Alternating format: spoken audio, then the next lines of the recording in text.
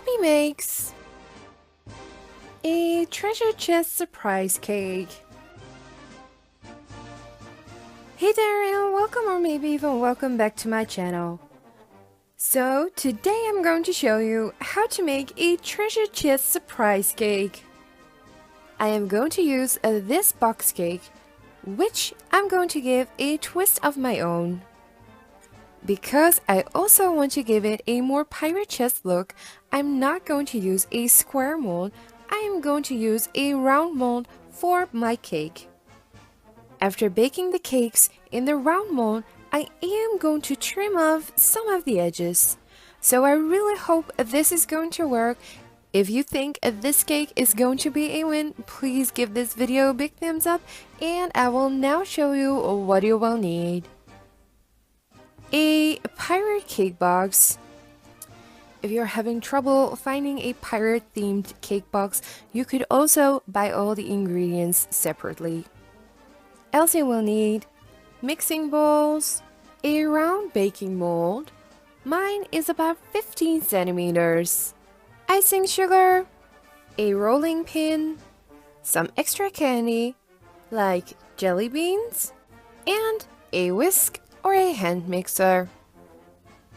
Plus, don't forget to check out your cake box on what kind of ingredients you'll need, like water, eggs, milk, butter, things like that.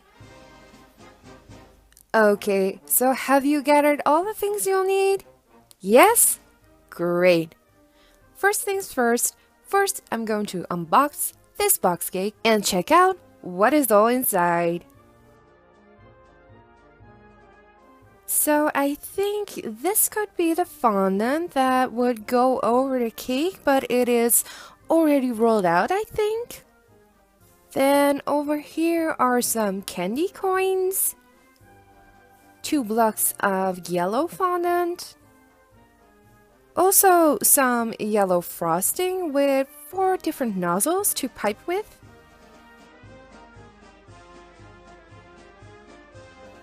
of course the cake mix, and then this should be, I think, the vanilla mix for the cream.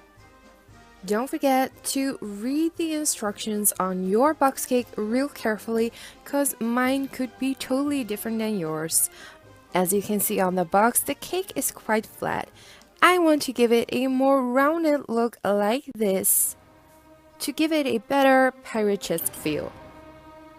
And I'm also going to make this cake a surprise cake. I'm going to put the candy coins and the jelly beans inside the cake, so when you cut the cake open, the candy will flow out.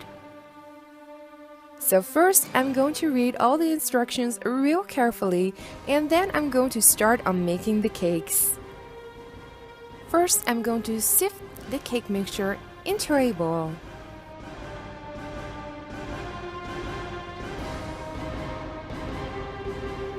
Next, I'm going to add all of the eggs.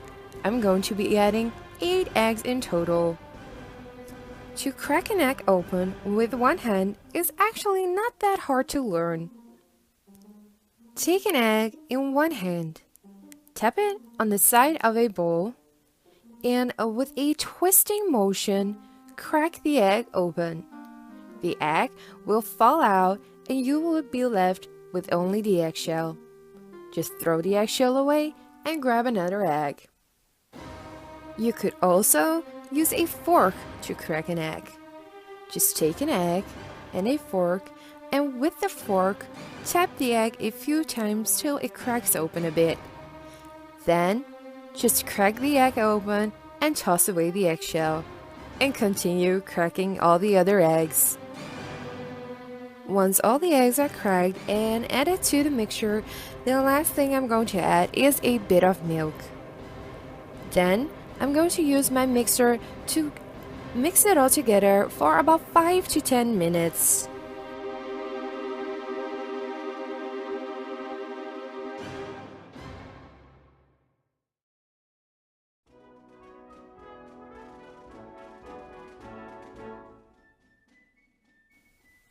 Once the cake batter is done, just grease a pan and line it with a piece of baking paper and fill it up with the cake batter. Then just put it in the oven, bake as the instructions say, or as you would do normally.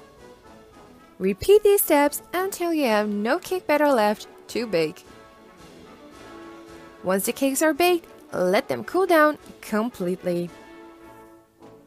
While the cakes are cooling and almost cold, I'm starting on the whipped cream. For this, I'm using 2 packages of cream and I'm adding the vanilla mixture that was with the box cake.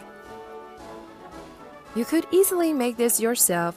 Just whip up some cream with vanilla sugar or a splash of vanilla essence. Now that the cakes have completely cooled, I'm going to flatten them. Just take a larger knife, but be careful though, if you've never done this before, please ask an adult to help you.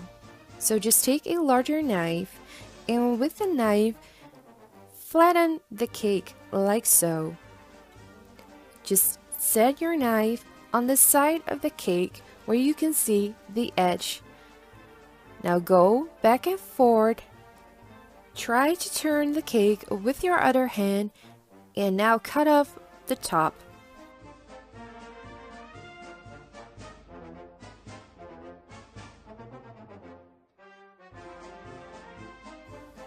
Once you flatten all the cakes, stack them and cut away a side of about 1 to 2 centimeters.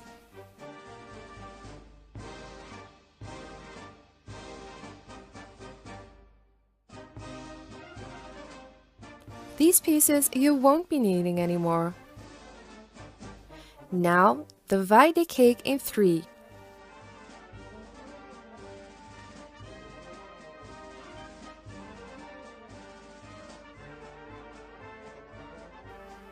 This first section is going to be the bottom of the cake.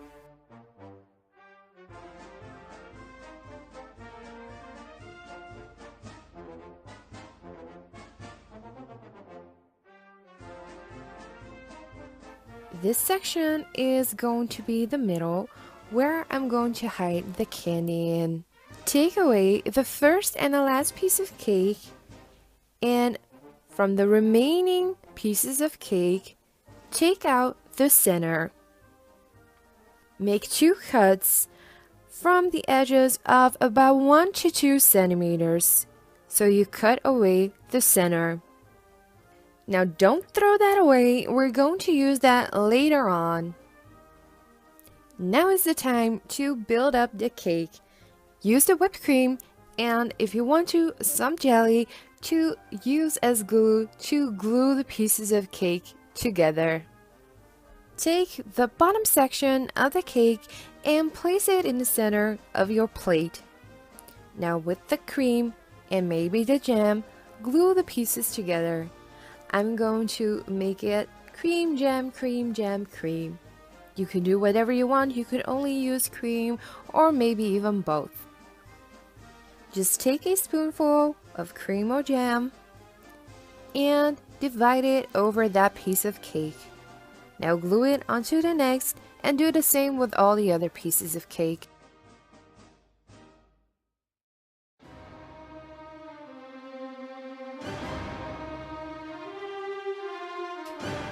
Now over to the middle section. That is the part where we've taken out the center. So first, make a ring of jam on the bottom layer of the cake. That is what we're going to glue the center part on the bottom part with. Now just stack all the center pieces on top of the bottom layer. And this time to glue all the center pieces together, I'm only going to use the cream.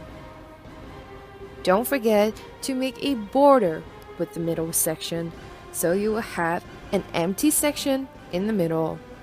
Now that the middle section is done and you've created an empty space, just clear up some of the cream with a spatula and fill it up with the candies.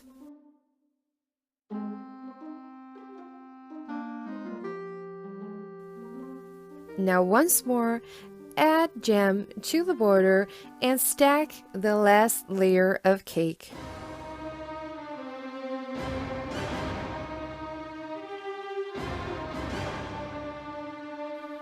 Now it is finally time to finish the cake and decorate it.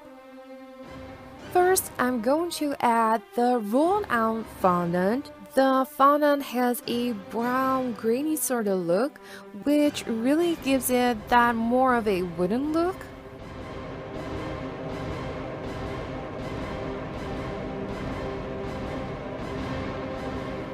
And with a modeling tool, I'm going to carve the chest a bit to amplify that grainy look. Just scratch the fondant in no particular order.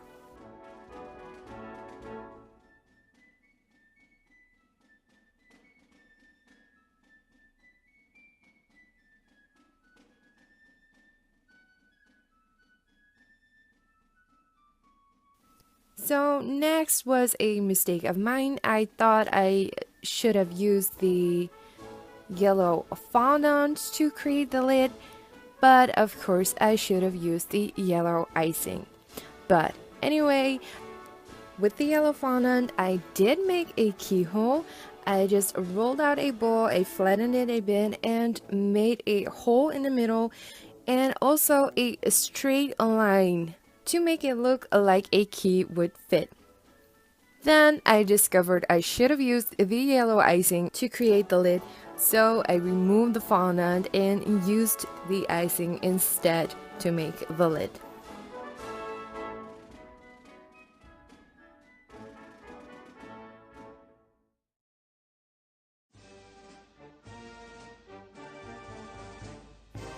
Then I changed the tip of the icing tube and added some icing to the bottom of the cake.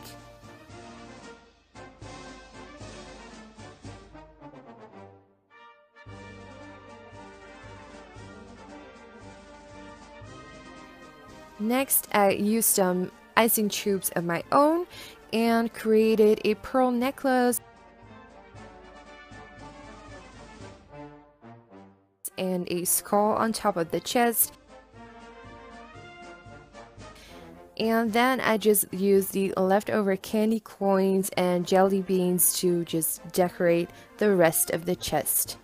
I glued the jelly beans onto the side of the chest and the bottom of the chest like they fallen out of the chest.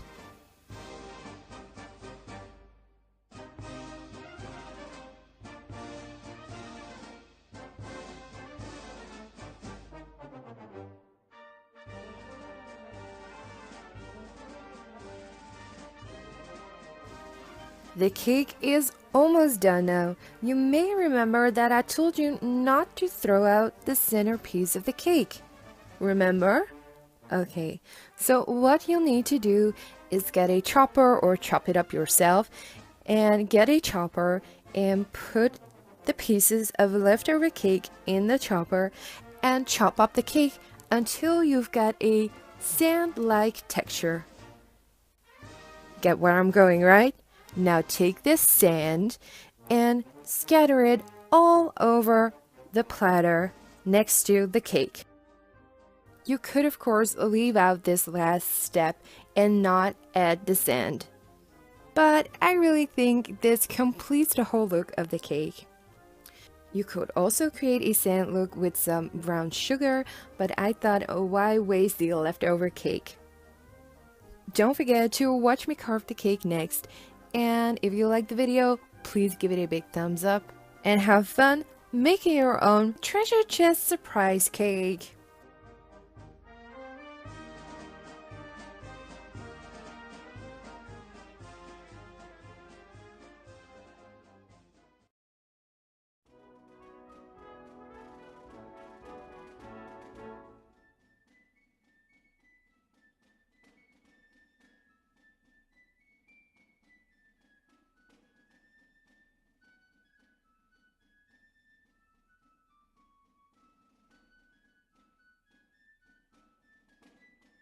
For more ideas and free printables, please visit my blog puppymakesdiy.blogspot.com.